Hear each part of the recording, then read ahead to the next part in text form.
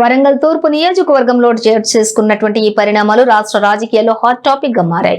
ముఖ్యంగా మంత్రి కొండ సురేఖ సొంత నియోజకవర్గం ప్రజలే మున్సిపల్ కార్యాలయం ముందు నిరసనకు దిగటం, పాత ప్రభుత్వాన్ని గుర్తు చేసుకోవడం గమనార్హం.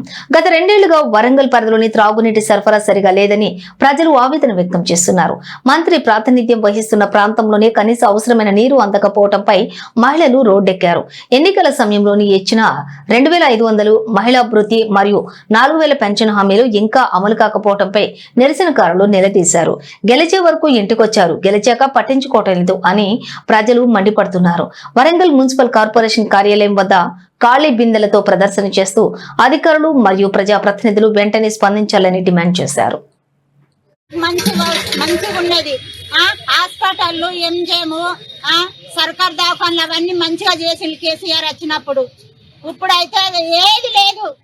ఆయన గెలిచిండు, పైన ఉన్నాడు. మేము ఇట్లా తలడిల్లిపోతున్నాం నీళ్ల కోసానికి. మాకు తిండి లేకున్నా పర్వాలేదు కానీ మాకు నీళ్లు ఉండాలి కదా. మేము కూలినాలు చేసుకొని బతకటోళ్ళము.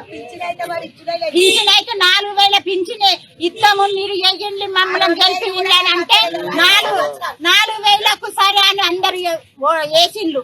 వేసి గెలిపిస్తా 4000 కూడా లేవు. అవే కేసీఆర్ ఇచ్చిన 2000 మాకు వస్తున్నాయి. ఆ కేసీఆర్ అయితే 3000 ఇస్తాము అని అన్నా కూడా ఎవరు వెయ్యలేదు. ఈయన 4000 ఇస్తాము అనగానే అందరూ ఆయనను గెలిపించిండ్లు అయిపోయింది. కానీ మమ్మల్ని చూసుకునేటోళ్ళు లేరు. 2500 ఇస్తామని అన్నారు, అవి కూడా లేదు. ఆ బియ్యమే వస్తున్నాయి మాకు ఇండ్లు కట్టిస్తాము అని అన్నారు, ఇండ్లు కూడా లేవు. ఇంతవరకు లేవు ఇండ్లు. సుభాషిని అప్పుడు తెలంగాణ ఉన్నప్పుడు మంచిగా వచ్చినాయి వాటర్. 24 గంటలు నల్లలు వచ్చినాయి, తెల్లం దాకా పొద్దున్న దాకా వచ్చినాయి. మేము మంచిగా ఉన్నాయి మాకు అక్కడ. కానీ ఇప్పుడైతే ఈయన వచ్చిండు, మాకు నీళ్లు బంద్ అయిపోయినాయి.